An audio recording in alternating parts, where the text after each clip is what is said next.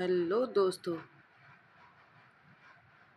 स्वागत है आप सबका हमारे यूट्यूब चैनल सिविल सर्विसेज मंत्रा में।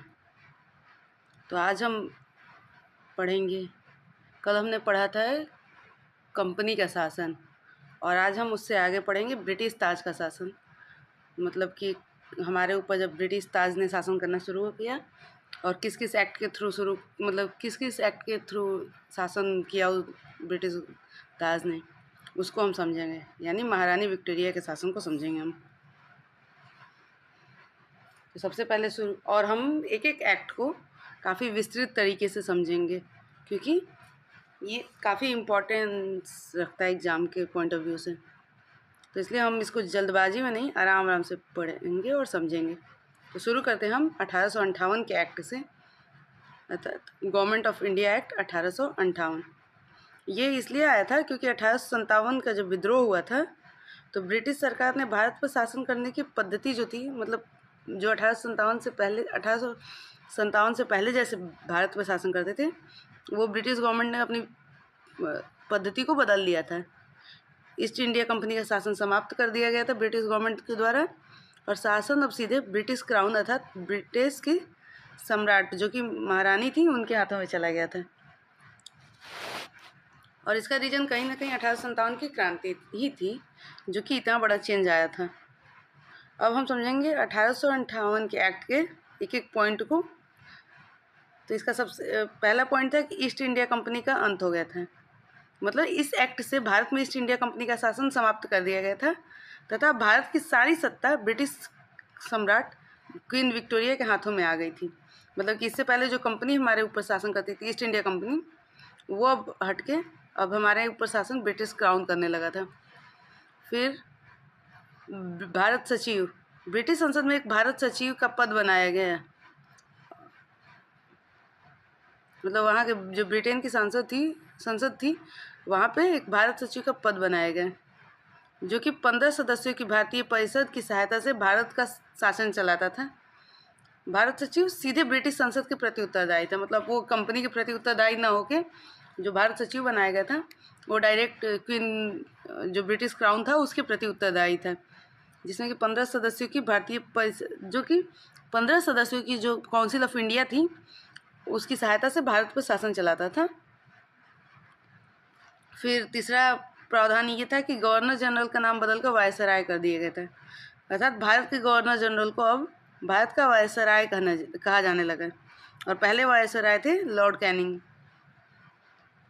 फिर चौथा प्रावधान ये था कि शासन का केंद्रीकरण हो गया था। मतलब भारत का पूरा प्रशासन अब ब्रिटिश सरकार के हाथ नियंत्रण में आ गया था।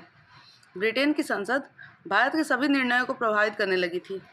मतलब ये हो गया था कि अब जो भी ब्रिटेन की संसद में डिसीजन, हम भारत में कैसे नियम कायदे होंगे, कैसे शासन किया जाएगा, ये डिसीजन ब्रिटेन की संसद लेती थी।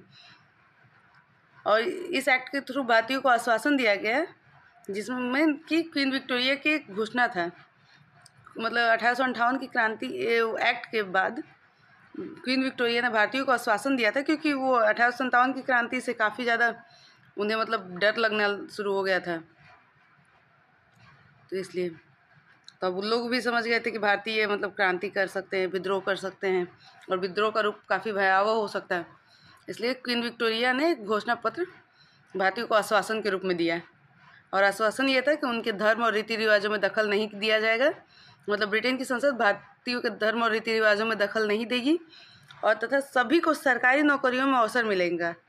लेकिन ये व्यवहार में ऐसा हुआ नहीं। मतलब अवसर तो मिल रहा था लेकिन ऐसे सारे नियम कायदे थे कि जिसको फुलफिल कर पाना पॉसिबल नहीं था और सभी को समान रूप से न्याय मिलेगा। अब समझते हैं इस एक्ट का महत्व क्या था। इस एक्ट का महत्व ये हुआ कि इस एक्ट के बाद भारत ब्रिटिश साम्राज्य का औपनिवेशिक हिस्सा बन गया और भारत में कंपनी राज की समाप्ति हुई और क्राउन राज की शुरुआत हो गई। तो अगर कहा जाए कि भारत में क्राउन राज की शुरुआत मतलब ब्रिटिश संसद ने भारत में किस एक्ट के थ्रू शासन शुरू कर दिया था, तो वो था 1858 के एक्ट के थ्रू। अब हम बढ़ते हैं अपने नेक्स्ट एक्ट पे, इंडियन काउंसिल एक्ट 1861 अर्थात भारतीय परिषद अधिनियम 1861। 1857 के विद्रोह के बाद ब्रिटिश सरकार ने भारत में शासन को अधिक व्यवस्थित और भारतीयों की भागीदारी का आभास देने के लिए 1861 का अधिनियम पारित किया था। मतलब कि अब 1858 के एक्ट के थ्रू तो काफ़ी सारे भारतीयों को आश्वासन मिल गया था, लेकिन फिर भी वो असंतुष्ट थे। तो इसके लिए ब्रिटिश संसद ने एक और कोशिश किया भारतीयों को, मतलब क्या कहा जाए, संतोष दिलाने के लिए। जैसे 1861 का एक्ट लाया गया। उसके प्रावधान थे, गवर्नर जनरल की कार्यकारिणी परिषद को विधायी शक्तियाँ दे दी गई। इसका मतलब यह था कि अब केवल प्रशासनिक कार्य ही नहीं बल्कि कानून भी गवर्नर जनरल की कार्यकारिणी परिषद ही बनाएगी। तथा विधान परिषद का विस्तार किया गया। मतलब कि गवर्नर जनरल की जो परिषद थी 6 में, जिसमें 6 सदस्य होते थे, तब 6 से 12 अतिरिक्त सदस्य नामित किए जा सकते थे। मतलब गवर्नर जनरल की परिषद में 6 से 12 अतिरिक्त सदस्य नामित किए जा सकते थे। इन अतिरिक्त सदस्यों में भारतीयों को भी शामिल किया गया और पहली बार भारतीयों को नाम मात्र की भागीदारी मिली थी, जो कि था 1861 के एक्ट में भारतीयों को पहली बार नाम मात्र की भागीदारी मिली थी। और उसमें पहले भारतीय सदस्य राजा बनारस के राजा थे और महाराजा पटियाला थे और सर दिनकर राव थे। मतलब इन्हीं तीनों को विधान परिषद में हिस्सा मिल रहा था। फिर अगला प्रावधान था कि केंद्र और प्रांतों में विधायी का, प्रांतों जैसे बॉम्बे और मद्रास को कुछ हद तक विधायी शक्तियाँ दी गई, जिससे भारत में विधायी केंद्रीकरण की शुरुआत हो गई। फिर अगला प्रावधान था गवर्नर जनरल को किसी भी कानून को अस्वीकार करने या अस्वीकृत करने का अधिकार मिल गया। गवर्नर जनरल आपातकालीन स्थिति में बिना परिषद की सलाह के अध्यादेश जारी कर सकता था। मतलब गवर्नर जनरल को अध्यादेश पारित करने के लिए परिषद की सलाह लेना जरूरी नहीं था। फिर नेक्स्ट प्रावधान था कि परिषद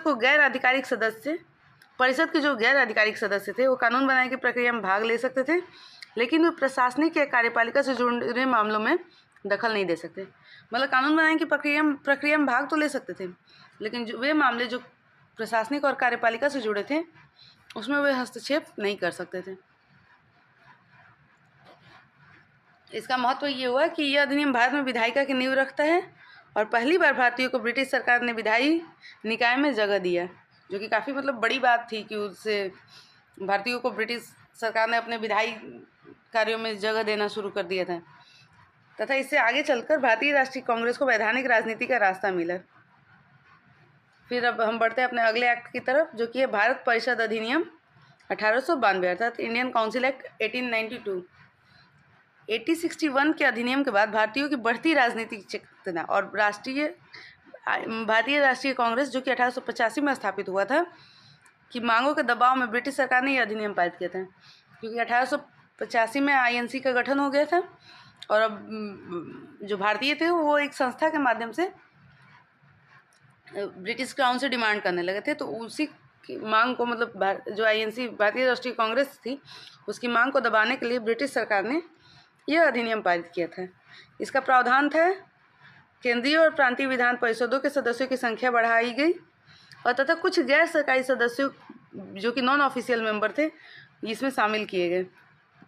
विधान परिषदों में मतलब नॉन ऑफिशियल मेंबर्स को भी शामिल किया गया। तथा भारतीयों को पहली बार नामांकन के जरिए परिषद में जगह मिली। 1892 का जो एक्ट था उसी के थ्रू भारतीयों को नामांकन के जरिए परिषद में जगह मिल गई। प्रांतीय विधान परिषदों में विश्वविद्यालयों, जिला परिषदों, नगर पालिकाओं आदि संस्थाओं को सदस्य नामित करने का अधिकार दिया गया। यह चुनाव मतलब ऐसा हो गया था, इसके बाद चुनाव जैसा लगने लगा था, लेकिन वास्तव में यह अप्रत्यक्ष चुनाव था। मतलब लग तो रहा था कि प्रत्यक्ष चुनाव है, लेकिन वो प्रत्यक्ष नहीं, वास्तव में वो अप्रत्यक्ष चुनाव था। फिर अगला प्रावधान ये हुआ कि बजट पर चर्चा करने का अधिकार मिल गया। सदस्यों को पहली बार बजट पर चर्चा करने का अधिकार मिला। तो ये क्वेश्चन आते रहता है कि भारतीयों को पहली बार बजट पर चर्चा करने का अधिकार कब मिला था, तो वो 1892 के एक्ट के थ्रू मिला था। लेकिन वे बजट को वोट से पारित या अस्वीकार नहीं कर सकते थे, केवल प्रश्न पूछ सकते थे, वो भी पूर्व सूचना देकर। मतलब कि क्वेश्चन पूछ सकते थे, लेकिन उस पर न बजट को वोट से पारित कर सकते थे या नहीं अस्वीकार कर सकते थे। और वायसराय के पास किसी भी प्रस्ताव को रोकने, अस्वीकार करने और निर्णय लेने का अंतिम अधिकार बना रहा। मतलब भारतीयों को अधिकार तो दिया गया, लेकिन वही कि मतलब सब कुछ मिला हुआ है फिर भी आप कुछ नहीं कर पा रहे हो।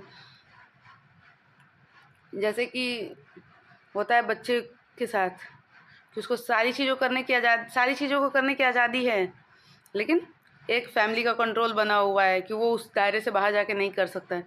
तो उसी तरीके से भारतीयों पे वायसराय का कंट्रोल बना हुआ था कि किसी भी प्रस्ताव को रोकने का, अस्वीकार करने का, निर्णय लेने का अंतिम अधिकार उसके पास होता था। फिर 1892 के एक्ट का महत्व ये था कि इसके द्वारा भारतीयों को पहली बार विधायिका में प्रवेश दिया गया। मतलब भारतीयों को पहली बार विधायिका में प्रवेश मिल गया था 1892 के एक्ट के थ्रू। लेकिन ये बात, जो भी विधायिका में प्रवेश का वो था, अनुमति था, अधिकार था, जो वो केवल सलाहकारी और सीमित ही था। कांग्रेस ने इसे अपर्याप्त और निराशाजनक कहा। ये आता रहता है कि किस एक्ट को कांग्रेस ने अपर्याप्त और निराशाजनक कहा था, तो वो था 1892 का एक्ट। यही वह समय था जब भारतीयों ने सच्चे प्रतिनिधित्व और स्वशासन की मांग तेज कर दी थी। अब हम बढ़ते हैं अपने अगले एक्ट की तरफ, जो कि है भारत परिषद अधिनियम 1909, जिसे मॉर्ले मिंटो रिफॉर्म भी कहा जाता है, क्योंकि उस टाइम मॉर्ले जो थे भारत सचिव थे और मिंटो जो थे भारत के वायसराय थे। जो ऐसे मॉर्ले मिंटो हो गया या मॉन्टेग्यू चेम्सफोर्ड हो गया, तो जो पहला नाम होता है वो भारत सचिव का तथा दूसरा नाम जो होता है वो वायसराय का होता था। तो 1909 के एक्ट को मॉर्ले मिंटो एक्ट कहते हैं, मॉर्ले मिंटो रिफॉर्म कहते हैं। इस मॉर्ले मिंटो रिफॉर्म का प्रावधान था कि विधान परिषदों का विस्तार कर दिया गया, मतलब केंद्रीय और प्रांतीय विधान परिषदों के सदस्यों की संख्या बढ़ा दी गई। जैसे केंद्रीय विधान परिषदों में अब 60 सदस्य हो सकते थे, तथा भारतीयों की भागीदारी में भी वृद्धि कर दी गई 1909 के एक्ट के थ्रू। पहली बार केंद्रीय कार्यकारी परिषद में भारतीयों को शामिल किया गया। मतलब जो गवर्नर जनरल की एग्जीक्यूटिव काउंसिल थी, उसमें पहली बार भारतीयों को शामिल किया गया। और ऐसा मतलब ये जो सत्येंद्र प्रसन्न सिन्हा थे, पहले भारतीय थे जो गवर्नर जनरल की कार्यकारी परिषद में सदस्य बनाए गए। फिर 1909 के एक्ट के थ्रू विधायी अधिकार भी मिले। परिषद के गैर सरकारी सदस्य अब सरकार से प्रश्न पूछ सकते थे, वे बजट में बहस कर सकते थे और प्रस्ताव ला सकते थे, लेकिन सरकार के निर्णयों को चुनौती देने का अधिकार अभी भी नहीं मिला हुआ था उन लोगों को। इसमें अलग निर्वाचक मंडल का भी बात किया गया था 1909 के एक्ट के थ्रू। ये मैक्सिमम टाइम क्वेश्चंस में आते रहते हैं कि सेपरेट इलेक्टोरेट्स का बात किस एक्ट के थ्रू हुआ था, तो वो 1909 के मॉर्ले मिंटो रिफॉर्म के थ्रू हुआ था। अलग निर्वाचक मंडल का मतलब था कि मुसलमानों के लिए अलग निर्वाचन क्षेत्र बनाए गए, यानी मुसलमान केवल मुसलमान उम्मीदवार को ही वोट देंगे। और ये कदम सांप्रदायिक राजनीति की शुरुआत थी, जिसे आगे चलकर हिंदू मुस्लिम अलगाव बढ़ा। तो अंग्रेजों ने ऐसा मतलब हिंदू मुस्लिम भेद वो फूट डालने के लिए करा था। फिर अगला प्रावधान था चुनाव की व्यवस्था की गई। परिषदों में गैर सरकारी सदस्यों को चयन अब नामांकन के बजाय चुनाव के जरिए होने लगा। हालांकि चुनाव सीमित और अप्रत्यक्ष थे, मतलब अब जो चुनाव था वो नामांकन के बजाय चुनाव के जरिए होने लगा था, लेकिन वो भी मतलब असीमित नहीं था, उस पर भी सीमितता लगाई हुई थी। तो 1909 के एक्ट का महत्व ये हुआ कि भारतीयों को विधायी कार्यों में थोड़ा अधिक अधिकार मिल गया, लेकिन असली सत्ता अभी वायसराय और ब्रिटिश सरकार के पास थी। कांग्रेस ने इसे आंशिक सुधार कहा और जल्द ही स्वशासन की मांग तेज कर दी। इस अधिनियम ने हिंदू मुस्लिम राजनीति में विभाजन की नींव रखी। अब हम बढ़ते हैं अपने अगले एक्ट पे, जो कि है भारत शासन अधिनियम 1919 अर्थात गवर्नमेंट ऑफ इंडिया एक्ट 1909, जिसे मॉन्टेग्यू चेम्सफोर्ड रिफॉर्म भी कहा जाता है। और ऐसा इसलिए इसे मॉन्टेग्यू चेम्सफोर्ड इसलिए कहा जाता है क्योंकि इसमें जो मॉन्टेग्यू थे वो ब्रिटेन के भारत सचिव थे, मतलब भारत सचिव थे, और लॉर्ड चेम्सफोर्ड जो थे भारत के वायसराय थे। और ये एक्ट इसलिए आया था क्योंकि 20 अगस्त 1917 को ब्रिटिश सरकार ने घोषणा की थी कि भारत में धीरे धीरे उत्तरदायी सरकार की ओर बढ़ा जाएगा। उसी घोषणा के आधार पर ये 1919 का अधिनियम बनाया गया था। अब हम समझेंगे कि 1919 के अधिनियम के प्रावधान क्या थे। द्वैध शासन की शुरुआत कर दी गई, अर्थात प्रांतीय स्तर पर द्वैध शासन प्रणाली की शुरुआत हुई और प्रांतीय विषयों को 2 हिस्सों में बांटा गया। आरक्षित विषय जैसे कि रक्षा, पुलिस, राजस्व गवर्नर के नियंत्रण में आ गए, और हस्तांतरित विषय जैसे कि शिक्षा, स्वास्थ्य, स्थानीय स्वशासन मंत्रियों यानी भारतीयों के अधीन। मतलब गवर्नर के नियंत्रण में रक्षा, पुलिस, राजस्व था और भारतीय या मंत्रियों के अधीन शिक्षा, स्वास्थ्य और स्थानीय स्वशासन था। फिर दूसरा इसमें प्रावधान था केंद्रीय विधायिका को द्विसदनीय बनाया गया तथा केंद्रीय विधानसभा जिसमें निचला सदन था और राज्य परिषद उच्च सदन था। तो ये क्वेश्चन आते रहता है कि केंद्रीय विधायिका को द्विसदनीय कब बनाया गया, किस एक्ट के थ्रू। तो ये याद रखिएगा 1919 के मॉन्टेग्यू चेम्सफोर्ड रिफॉर्म के थ्रू केंद्रीय विधायिका को द्विसदनीय बनाया गया था। और विधान परिषदों का फिर से विस्तार किया गया, अर्थात प्रांतों और केंद्र दोनों में परिषदों की संख्या को बढ़ा दी गई और अधिक भारतीयों को सदस्य बनने का अवसर मिल गया। मतलब विधान परिषद का विस्तार हुआ तो अधिक भारतीयों को सदस्य बनने का अवसर भी प्राप्त हो गया। फिर चौथा प्रावधान ये था कि भारतीयों को सीमित मताधिकार दिया गया, अर्थात केवल शिक्षित या कर देने वाले या संपत्ति के मालिक भारतीय ही वोट डाल सकते थे। मतलब कि जैसे अभी जो है वयस्क मताधिकार, तो ये नहीं था। 1919 के एक्ट के थ्रू सीमित मताधिकार दिया गया जो कि था केवल शिक्षित, कर देने वाले और संपत्ति के मालिक भारतीय ही दे सकते थे वोट। फिर अलग निर्वाचक मंडल मुसलमानों के अलावा, मतलब 1909 में तो मुसलमानों के लिए था और 1919 में उन्होंने और भी मतलब बंटवारा करना शुरू कर दिया। सिखों, एंग्लो इंडियंस और यूरोपियन के लिए भी अलग निर्वाचक मंडल बना दिए। तथा पब्लिक सर्विस कमीशन, केंद्रीय स्तर पर लोक सेवा आयोग की स्थापना का प्रावधान किया गया और भारतीयों के लिए उत्तरदायित्व की घोषणा भी की गई। अर्थात ब्रिटेन ने पहली बार यह माना है 1919 के एक्ट के थ्रू पहली बार ब्रिटेन ने यह माना कि भारत में शासन धीरे धीरे उत्तरदायी सरकार की ओर बढ़ना चाहिए। इस एक्ट का ये महत्व हुआ कि अब भारतीय स्वशासन की ओर एक बढ़ने लगे, लेकिन द्वैध शासन असफल रहा क्योंकि गवर्नर आरक्षित और हस्तांतरित दोनों विषयों में हस्तक्षेप करता था और कांग्रेस ने इसे असंतोषजनक माना और असहयोग आंदोलन का मार्ग खुल गया। 1919 के एक्ट की मतलब से असंतुष्ट होकर भारतीयों ने असहयोग आंदोलन 1920 का शुरू किया।